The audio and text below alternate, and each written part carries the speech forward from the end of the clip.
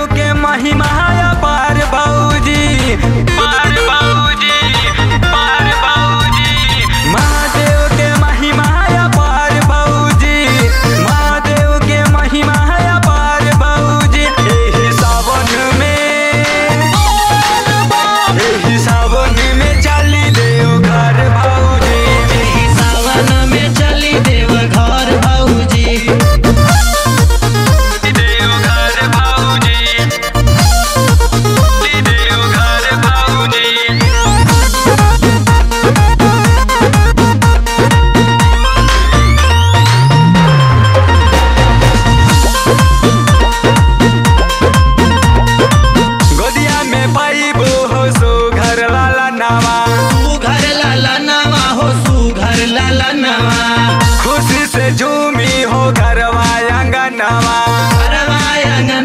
हो घरवा आंगनवा। बोल बम जय शिव गोदिया में पैगो हो सो घर लाला नवा। खुशी से झूमी हो घरवा आंगनवा।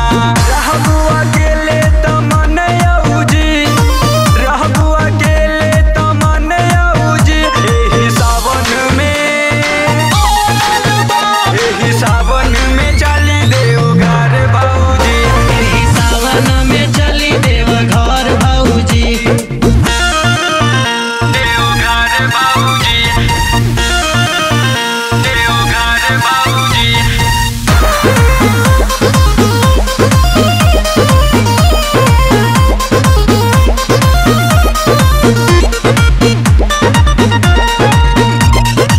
गेरुआ हो कपड़ा कांवर की नाता,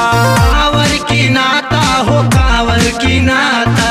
सुर सुनील संगे सब कोई जाता, सबके हु जाता हो सबके हु जाता। बोल बम